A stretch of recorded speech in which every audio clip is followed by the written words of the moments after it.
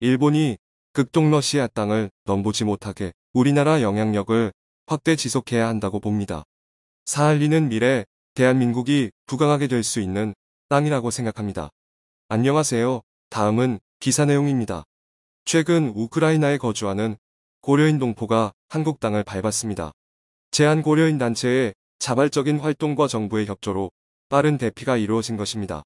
그런데 고려인들로 이루어진 국가가 새로 탄생할 수 있다는 분석이 나옵니다. 러시아 동쪽 끝에 자리 잡은 거대한 섬인 사할린은 한반도 면적의 88%, 면적의 큰 땅입니다.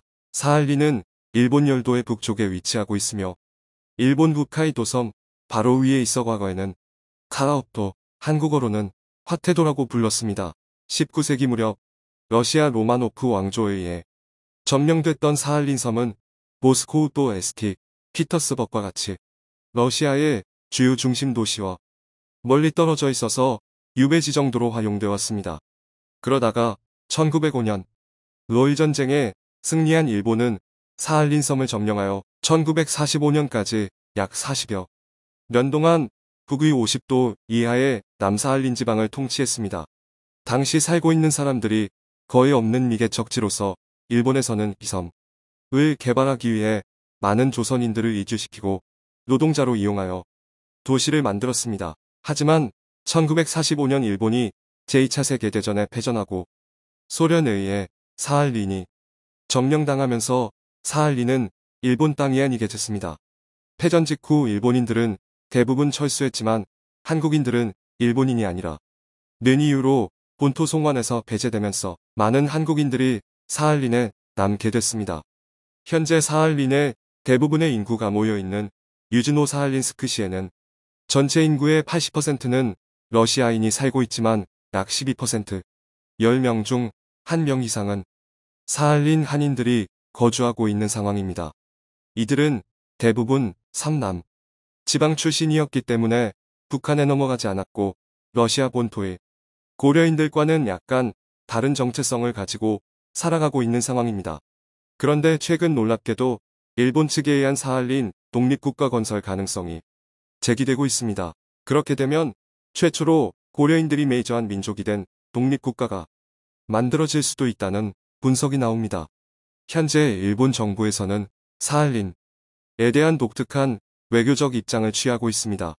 사할린의 땅을 러시아 땅으로 인정하지도 않지도 않는 애매한 입장을 취하고 있습니다. 일본에서 발행하는 지도 중에서는 북위 50도선 이하의 남사할린 지방을 그 누구의 땅으로도 정해지지 않은 흰 색깔로 표기한 지도를 많이 발견할 수 있습니다. 일본 정부 측에서는 샌프란시스코 협약 당시 사할린과 북방 영토 4개 도에 대한 문제가 해결되지 않았기 때문에 그 어느 영토도 아니라는 입장을 취하고 있는 것입니다. 그렇다고 자신들의 땅이라고 주장하지도 않습니다. 때문에 사할린 땅에 향후 러시아의 세력이 약해졌을 때 만주국과 같은 친일본 정권이 있는 국가를 세운다거나 1972년 유튜열도를 미국으로부터 반환받은 것과 같이 러시아로부터 일본령으로 반환받고자 한다는 분석이 나옵니다. 현재 일본은 사할린에 진출한 일본이 가스회사들에 대한 사업을 철수하는 것을 망설이고 있는 상황입니다. 사할린에서 어마어마한 천연가스가 생산되자 일본 측에서 사할린에 막대한 투자를 한 것입니다.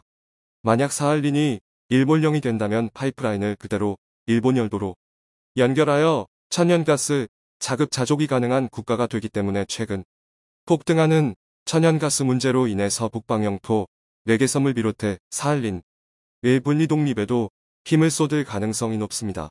현재 러시아인을 제외한 이 지역의 가장 큰 민족 집단은 한국계 사할린 인들로서 만약 분리 독립이 이루어지게 된다면 최초의 한국계 민족 이 우세가 된 새로운 민족 국가가 만들어질 수 있다는 관측이 나옵니다. 하지만 2021년 1월부로 한국에서는 사할린 동포 지원에 관한 특별법이 시행됐습니다. 1945년 8월 15일까지 사할린에서 출생하였거나 사할린으로 이주한 한인과 배우자 및 직계비속 1명과 그 배우자를 한국으로 영주귀국과 정착을 지원하기 위한 목적으로 법이 시행되고 있습니다. 2021년은 세계를 강타한 팬데믹 상황으로 중단됐으나 2022년 영주 귀 국대상 인원이 350명이 확정되어 2022년 10월부터 한국으로 오게 됩니다. 사할린주 한인연합회에 따르면 현재 3만여 명의 한인들이 사할린에 거주 중이며 외정때 건너간 1세대는 400명, 2세대는 5,000명이고 부모가 생존한 2세대는 1,500여 명으로 추산되고 있는 상황입니다. 사실 사할린 동포법 시행 이전부터 동포들의 송환이 이뤄져 왔습니다. 2011년부터 많으면 100명, 적으면 10명 단위로 송환이 이뤄져 왔고 사할린 동포 법이 시행된 2021년부터는 신청자 4,000명이 넘게 신청하면서 이렇게 되다가는 사할린의 한인들의 숫자가 점점 줄어들 수 있을 것이란 관측이 나옵니다. 현재 사할린 동포법에는 1세대 한인들과 그 배우자 그리고 직계비속 단 한 명만 지원을 받을 수 있어 지원 대상을 더 확대를 해야 한다는 목소리가 나오고 있는 상황입니다. 하지만 사할린의 지속적인 한인 인구가 줄어들면 향후 지정학적 변동이 생기게 될 경우 사할린에 대한 한국인들의 영향력이 대폭 축소되어 온전히 일본령으로 떨어지게 될 수 있다는 우려도 나옵니다. 이 때문에 완전한 한국으로의 귀국도 분명 좋으나 사할린 동포법에서 제외되는 직계비속 1인 외 가족들에 대한 지원 방안 마련이 필요하며, 즉 현지에서 잘 정착하고 현지에서 영향력을 가지고 살아갈 수 있도록 지원하는 방안이 마련돼야 한다는 지적도 나옵니다. 그동안 전 세계에 뻗어져 있는 한인들은 한국인들의 해외 사업 확장을 하는데 엄청난 도움을 주었습니다. 그러나 마치 조선시대의 공도정책, 즉 도서지역을 무인도로 만들어 버렸던 조선시대 정책이 조선을 반도 안에만 갇혀진 국가로 전락하게 만들었던 것처럼 동포 송환 사업이 자칫 제2의 공도정책이 될 수 있다는 우려도 나옵니다. 이 때문에 현지 한인들이 잘 살 수 있도록 한국인들의 사업 진출, 확대 등이 이루어질 수 있어야 한다는 의견이 나옵니다.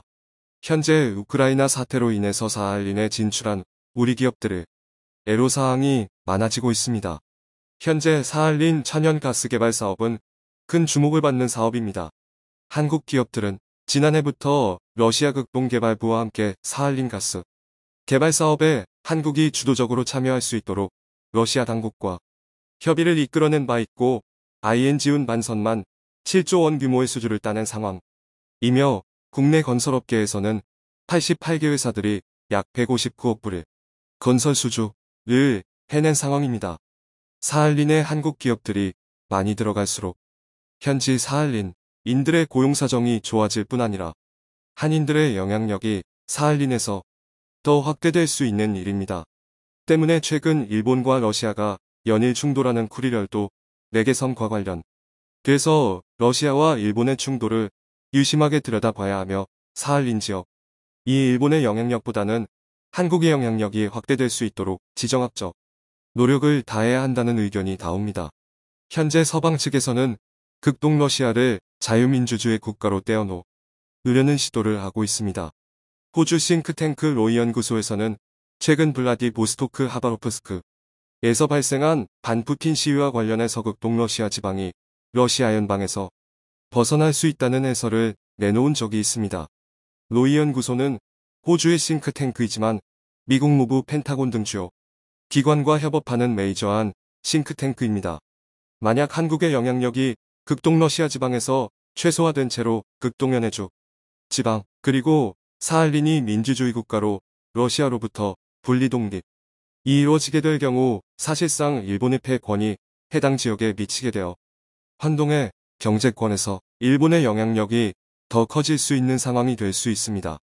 하지만 사할린 한인들의 인구가 더 늘어나고 또 현지 한국 기업들의 활동이 증가하게 된다면 한반도 연해주 사할린으로 이어지는 환동의 경제권에서 한국의 힘이 크게 작용하는 지역이 될 수 있을 것으로 보입니다. 환동의 경제권은 향후 북극 항로 그리고 미국과 연결되는 베링 해 육로 연결 사업과 밀접한 연관이 있습니다. 사실상 북극 항로가 개척되면서 새로운 세계의 물류 패권이 말라카 해협에서 동해 바다로 이동하게 되는데, 만약 사할린이 일본의 영향권에 속하게 된다면 한국의 영향력이 많이 위축될 것으로 보입니다. 과연 사할린의 고려인 민주주의 국가가 만들어질 수 있을까요? 청중의 일부 의견. 만주, 시베리아, 연해주, 사할린 등은 대한민국 영토로 회복된다. 연해주 독립운동을 지지하며 나아가 자주국을 전제로 한 매입 가능하다 봅니다. 더불어 사할린 남부도 고려인이 많으므로 협상에 추가 매입 바랍니다. 녹분도 포함. 장기적으로 러시아가 민주국가가 된다면 한러 연합국가를 고려해 볼 만하다고 생각합니다. 한국은 러시아의 자원을 얻고 러시아는 극동 시베리아 개발을 할 수 있어서 양국에 서로 이익이 될 것입니다. 러시아도 우크라이나에 있는 러시아계 주민들을 통한 투표로 돈바스 지역을 분리 독립 또는 병합하려고 한다. 연해주나 사할린이 같은 대상이 되려면 러시아 계주민들보다 다수가 돼야 될 텐데 정부는 사할린 교민을 무조건 데려오려고 하지 말고 현지 교민에 여러 가지로 지원한다든지 사할린을 한국화시키려고 변고해야 할 것 같다. 러시아가 우크라이나 러시아인 돈바스에 독립국을 설치하는 건 정답이지. 과거의 러시아 땅이었으니 우크라이나 사할린 한국 동포 독립국 이건 푸틴의 주장하는 것과 똑같음. 시청해주셔서 감사합니다.